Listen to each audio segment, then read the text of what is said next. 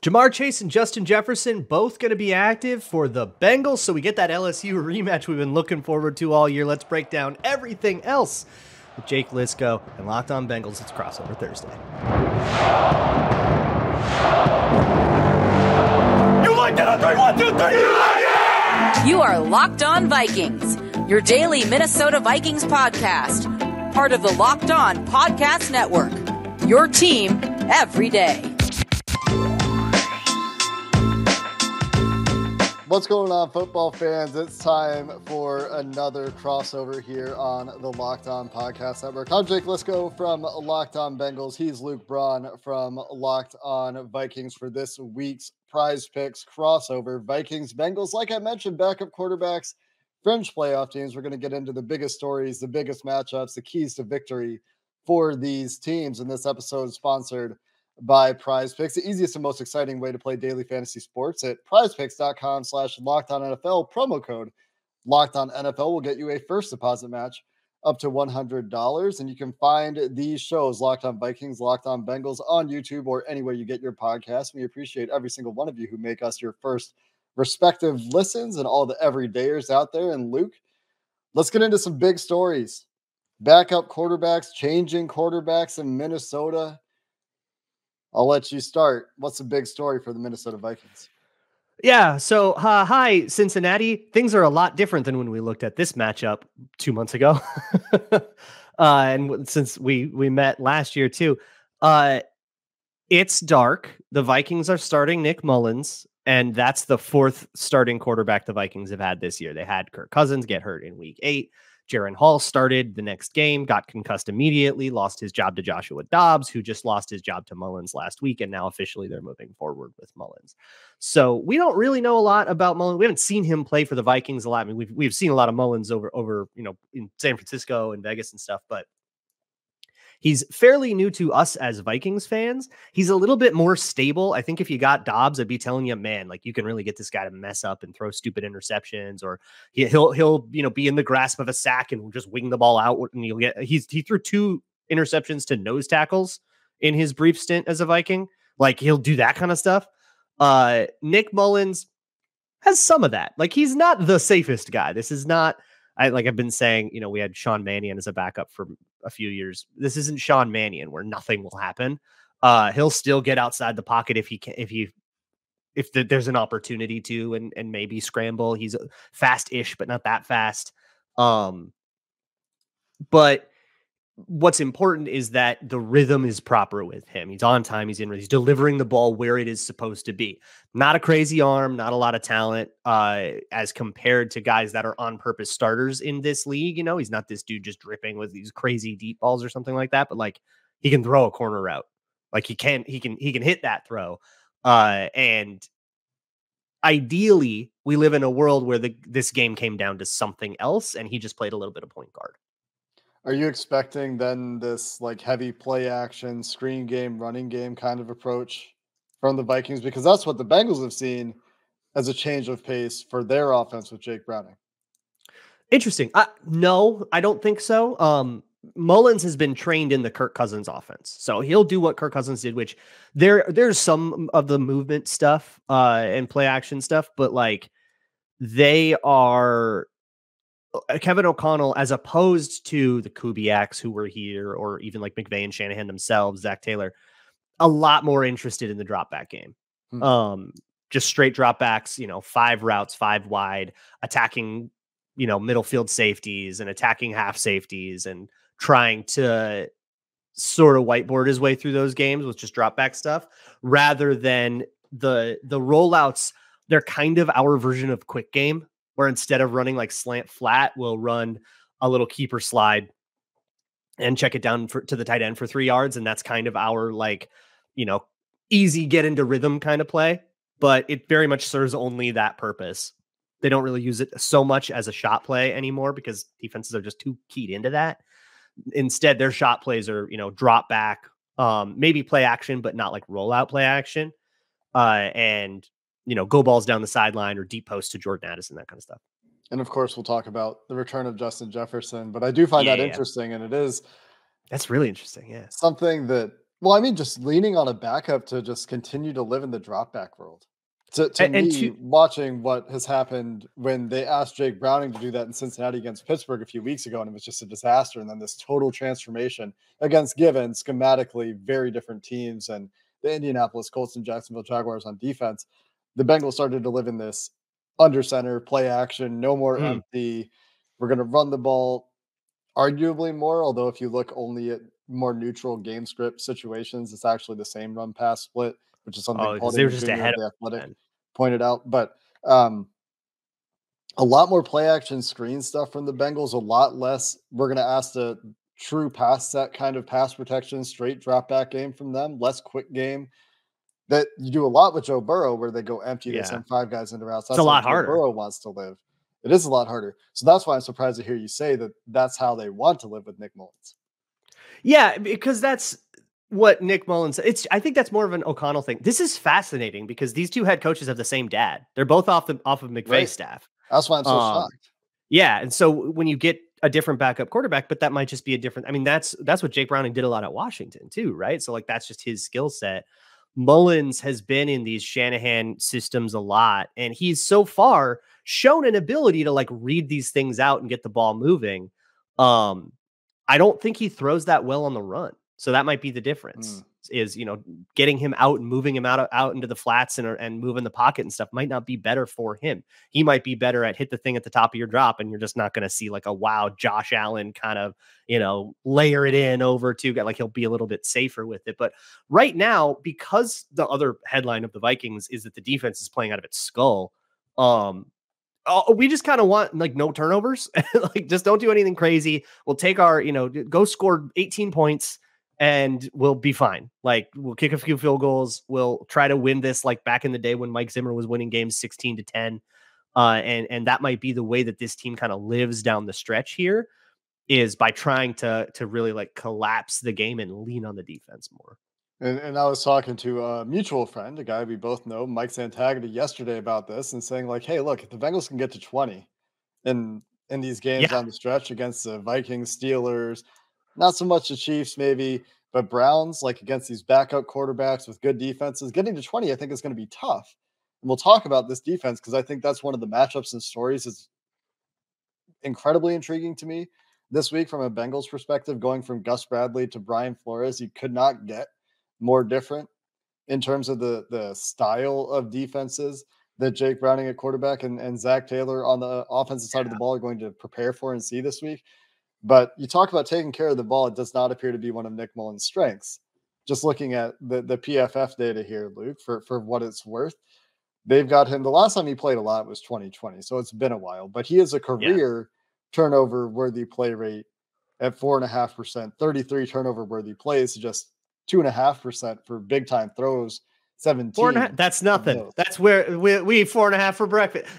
I'm not kidding. Like the other two guys are so much more. Jaron Hall, who did this a ton at BYU, and Josh Dobbs, who just threw 4 in a game a couple weeks ago. So happy about that number. Great. That's the best we got is what I'll say about that number. But turnovers have been the story of the Vikings this whole year. They've fumbled, they've thrown interceptions, they've had games where they turn it over 3 times in the first half and have to dig themselves out of a hole. Mm-hmm. And sometimes they do, sometimes they don't. And that's kind of where it is. But if they can get through a game without turning the ball over, then they stand a much better chance at success. The Bengals, one of the top teams in the NFL at turning over opposing offenses. And we'll see how that comes up as a factor this week because I really want to focus on these defenses. I think that it could be a bit of a defensive struggle, although Bengals fans are coming in thinking, man, they've scored 30 in 2 straight games. I think that is going to be tougher this week. So we'll talk about that Vikings defense and what I think is one of the biggest matchups of the game, which is Flores against Taylor. Mm-hmm. Hopefully staying on the sidelines, unlike when Flores was in Miami. And we'll get into those matchups coming up next. This crossover episode is sponsored by BetterHelp. It's a holiday season, and maybe you don't like getting gifts. Getting gifts is hard. It's stressful. Well, get a gift for yourself with BetterHelp. It's a great time to do that at the holidays. You finish your Christmas shopping, perhaps your Hanukkah shopping, your holiday shopping, whatever the shopping is or isn't, and you want to treat yourself. therapy could be a great way to do that. If it's going easier on yourself during the tough moments, you can do that too. But if it's therapy that you want to try, BetterHelp makes it incredibly easy to give yourself some love this holiday season. Right now, you can get 10% off your first month as well.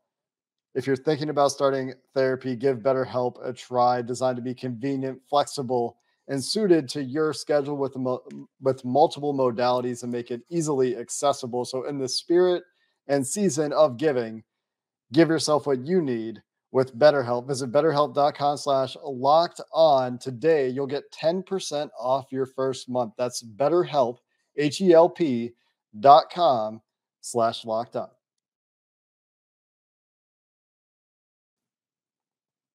Luke, one of the most fascinating matchups to me in this game is Brian Flores, and that I think you've called it deranged. At least I've referenced you calling it deranged. Probably. That sounds like something I would say. I do believe that it is deranged. Yes. And the style of defense that is blitz heavy, that is disguise heavy, where last week the Bengals picked apart a Gus Bradley defense, ascending four and playing single high almost the entire game. That disparate approach, that juxtaposition, I'm fascinated to see how the Bengals deal with it, because they've been very good this year attacking teams that like to send their defensive ends flying upfield in the screen game with designer runs. Talked about that a lot on yesterday's episode of Locked On Bengals. But we also saw Jake Browning look like a deer in headlights against the Pittsburgh Steelers. A better defense like the Vikings, but also stylistically very different. Super different. Yeah.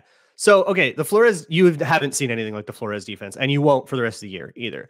It's about 60% Belichick and 40% Pat Narduzzi Pittsburgh Panthers, which Flores got from his year with the Steelers last year. They share a practice field, so we watched some tape and took some ideas from them. But basically, the question of it is, and this is a question I always have for people on these crossovers, what is your favorite blitz counter? What's Zach Taylor's favorite blitz counter? When you see 8 guys on the line of scrimmage, everybody's coming. Quarterback, do they check into something? Is there a hot read? Is it just we're going to call a lot of screens and hope that we can punish that? What's the move? We've seen that answer change, of course, without Joe Burrow, but I think it isn't one thing. They will be hot at times. They will try to call screens at the right time at times and try to push the right button. But the other thing that they've always got in their pocket, and this is something that I think is fascinating hearing you ask that question, is I'm just going to throw it up to Jamar Chase or T. Higgins on a go ball. If there's nobody back there to help, that's 3-step drop and just heave it. Okay. There are a few options, I think. And the other one is that occasionally they'll go max protect and try to pick it up. But with a backup quarterback, or I've been scolded for this, a guy who was a backup quarterback and is now starting his third game. Semantics. He's a backup. Yeah, well, he didn't. He's not on purpose. You didn't want this. I've been scolded for this, Luke. Those answers. There's no shame in that. A little bit from when Joe Burrow's at quarterback. Got it. So the go route's really interesting. We haven't seen that. We've seen a lot of people trying for the screens and the quick stuff. Let's just hit a dart RPO, or let's hit something that's 1 step and throw, or 3 steps and throw, slants and stuff like that. The slants don't work as well because they changed a lot of the stuff they were doing on the back end into some zone looks that would pick off a slant. They'll be able to jump a slant. Guys out, right? They're dropping guys into those windows. Yeah, exactly. So part of a really key thing is when they are in, they call their max pressure formation, that look that usually you only see on third downs, is their Bengal package. And the blitz rules out of that are based on how the offensive line slides their protection. Someone drops out, someone will come. And so you'll have, kind of depending on what the offense does, determines how many people come and blitz. And the idea is that you always have one more than is protecting. So if you do want to do max protect, we're sending 8 people. If you have 7 blockers, right? Or if you have 8 blockers, we're sending 9 for that. That's going to be how those things work. And then people will drop out based on the protection slide so that those quick windows are still taken. And then you'll have corners playing really far off, eyes on the quarterback, 1, 2, eyes snap to the receiver, and then you're probably breaking on something because usually guys will throw like little hitches against that. So it's 1-2 break or 1-2 eyes to the receiver, and then you play man-to-man from there. But what could be interesting is if Jake Browning wants to just take that under center 3 steps, throw something up to Jamar Chase, and you're attacking a matchup that is really interesting and probably one of the biggest ones, which is Jamar Chase versus, I would guess, Byron Murphy, but they might play sides and let Jamar Chase go up against a Caleb Evans, who's a bigger corner, and has been playing lights out, by the way. That would be an interesting matchup to test, but it's dangerous because if you check into that, if Jake Browning says, oh, they're coming, I'm throwing this go ball pre-snap, it might be a max cover look where we only rush 3, and now you got safeties lurking over the top that are going to pick the heck out of that thing. Right. So you have to be really, really careful about how you do that. Nobody has really figured out a good, consistent answer to the Flores defense yet. Now that it has really hit its stride and they've kind of worked out the kinks over the first half of the season. But I kind of said on my show yesterday, Zach Taylor's turn to try to figure this out now. He's a pretty good offensive mind. And then Ben Johnson gets a couple cracks and Matt LaFleur gets a crack. So somebody's going to figure something out here, and we'll see what can consistently work. I do think that it is a challenge just because the answers they've had the last couple of weeks, maybe they aren't there the same way. How are the Vikings against, those designer runs like crack toss, wham, trap, those sorts of things? All of that stuff gets so much easier because of the fronts that they use that they will do like, I wonder what front they'll live in. Cause usually they'll base out of either 4-3 or 3-4. And then they'll kind of adjust from there. And it depends. It's a game plan thing. So against those, I'm going to guess that they would want even spacing, but that's super a guess. And then they'll usually either shift into like tilt fronts that are like 6-1, 6 guys on the line of scrimmage, or they'll have a 5-man front and then bring down another person as like an overhang defender. That's a 6th person. So they want 6 on the line of scrimmage, which makes it a lot. Which we've seen against the McVay tree running attacks, going back to like the Patriots a few years ago, right? Right. That's the Belichick part. That's the stuff that Flores still has from his days in New England. And it breaks up all those double teams in like zone and stuff like that. But against those kind of designed, tricky trap wham kind of family of things, it also puts guys in every gap. And it makes it really hard to protect the puller. Like if your guard pulls to either do trap or power or whatever it is, it's really hard for that tackle to, or that center, or whoever it is, to collapse that gap because there is somebody in every single gap.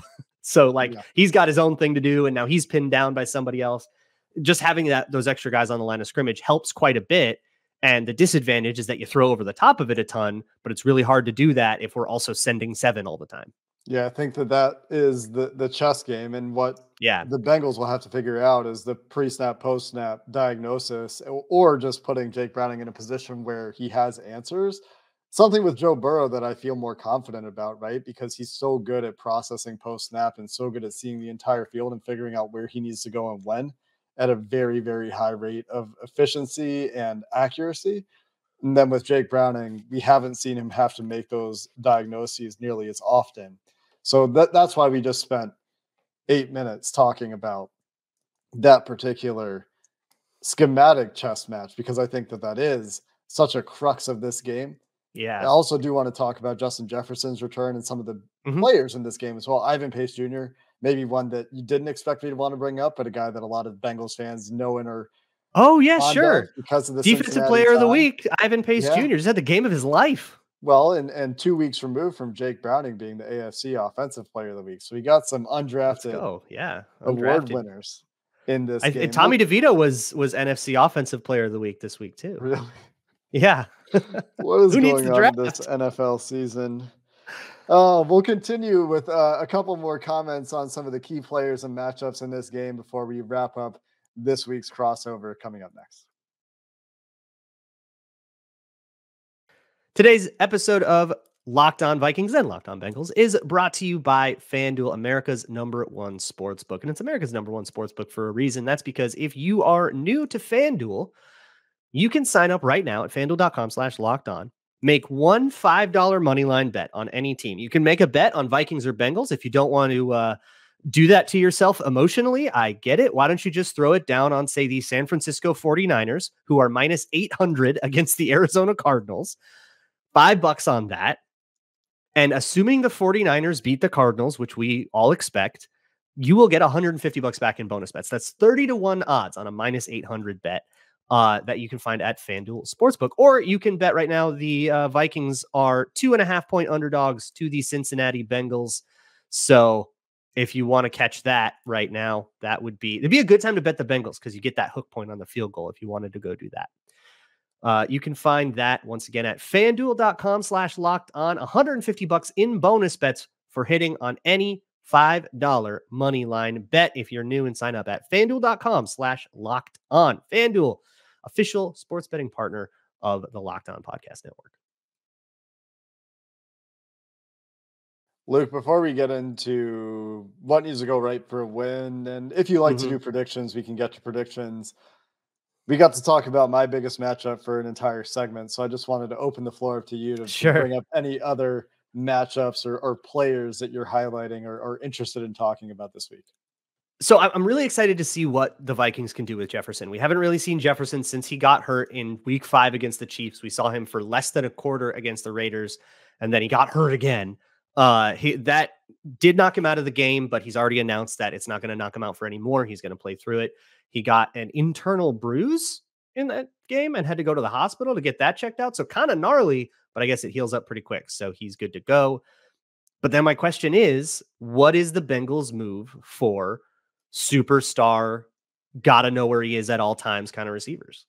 Yeah, that will be the question this week. The Bengals, once again, without Cam Taylor-Britt, who's on injured reserve. So it'll be a mix of Chidobe Awuzie, of DJ Turner. I don't think there will be a shadow necessarily for those situations when they're not bracketing or clouding Justin Jefferson. We even saw They'll probably do that a lot, though. I imagine there will be a lot of that. They haven't. I'm trying to make sure I'm not going to put my foot in my mouth. They haven't played a ton of star receivers this year. They did see Stephon Diggs and the Buffalo Bills, but I feel like they haven't seen that superstar wide receiver a ton this year. And the defense has been very prone to explosive plays.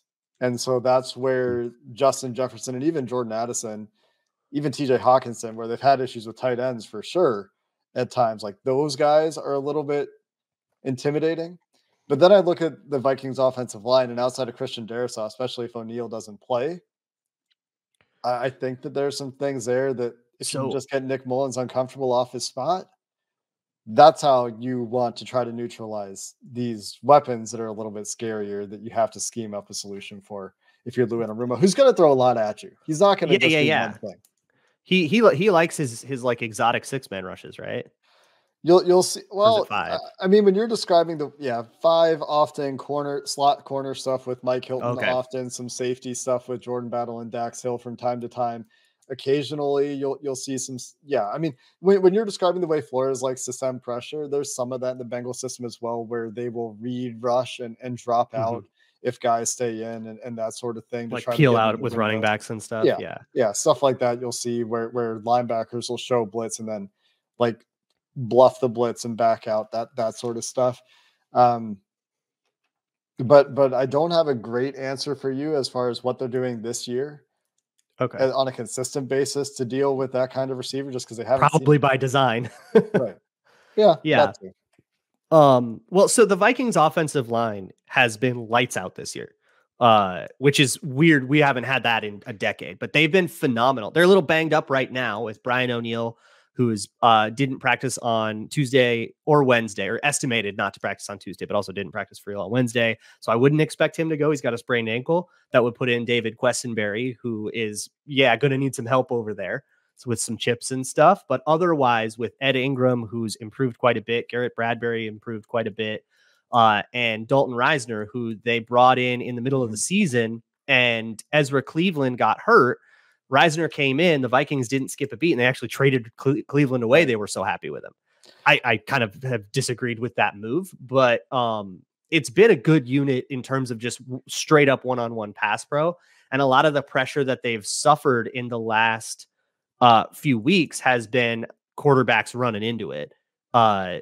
Particularly Dobbs kind of rushing into pressure, choosing the bad rush lanes, ruining his angles and stuff like that. Yeah. But though I don't put it on them as much, at least lately. But obviously, you put in backups, it all changes. Yeah, and that's what I'm looking at with O'Neal potentially missing the game. Yeah. I look at that. But then on the other side, like the Bengals, by far most explosive and disruptive pass rusher is Trey Hendrickson, who's going against a guy who's been fantastic in Christian Darrisaw. Hendrickson. Will he be up? Will he on the left tackle the whole time?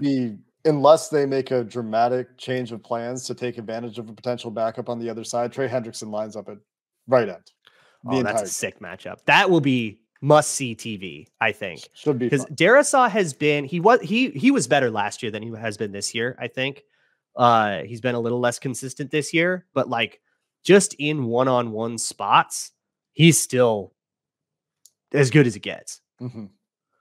He anchors like crazy. Like anything that's speed to power on him, you can get into his chest and he's one hop and he is down. Like the athleticism and flexibility of it is so crazy.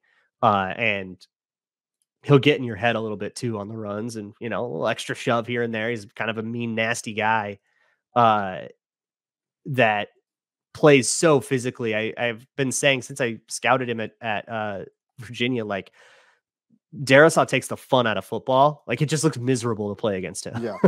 Well, and Trey Hendrickson, it'll be an endurance thing as much as anything, Trey Hendrickson's going to be talking the entire game too. That's going to be fantastic. Fun one. That's going to be Trey so Hendrickson fun. is known on the Bengals to be one of the better trash talkers, which I feel like a lot of people don't think about Trey Hendrickson. You got to get him on the interior because Bradbury's a hothead and Reisner talks a little bit too. Darrisaw is pretty quiet. He's pretty like head down kind of Terminator style, but the interior guys will have a word with you. So you got to stunt him on the inside, see if you can't get guys to go a little bit too hard, draw a 15-yard flag, that kind of deal. And interestingly, where I think the stunts will come is going to be on the other side. Sam Hubbard, BJ Hill have combined for a pretty nasty game and twist and power stunt. And that's the side that struggled with it more. Right. So that would be the move. Right. That'll be interesting to watch. I think that the whole game plan for the Bengals on defense is going to be try to muddy the picture for Nick Mullens, make him think and make him put the offensive line in a bad spot. Because I'm not, after the way the Bengals defense stepped up in the run game last week, I have a little bit more confidence in them against a running game. This averaging like the Bengals 3.9 yards per carry does not look to me from the outside to be the most efficient running game to make Nick Mullens have to beat them. And yes, Justin Jefferson can certainly do that, but I think that if they can make it a Nick Mullens drop back and beat us kind of game, that's where the Bengals are going to want to live on defense. Makes sense. This game is on FanDuel over under 40. That feels high. Yeah, that's exactly what I was going to say. Are we taking the over there, like first to 20 wins kind of game? Yeah, first to 20 wins. We'll be there for hours. Maybe even 17. Yeah. Yeah, first to 17. I mean, it's going to be, here's what I think this game comes down to. You want a key to the game. I say it every time. I sound like a broken record. It's not an interesting answer, but it's the right one. It's turnovers. Yeah. Whoever turns the ball over, or whoever protects the ball better, I will say, will win the game. Because, if the Bengals are going to play a lot of aggressive defense, try to generate turnovers, the Vikings have been turnover prone. If I'm walking away from the Vikings with the loss, I'm probably going to foresee that I'm blaming that. But on the other hand, if the Vikings can be safe, protect the ball, and let their defense do what it does, they get really hard to beat. Yeah. I think defensive struggle in this one, the defensive plays better wins. But the X factor I'm going to throw out there is special teams always can be a real wild card. The Bengals have not had great success punting the ball this year. And they've gotten away with some stuff. Their punt game has not been great.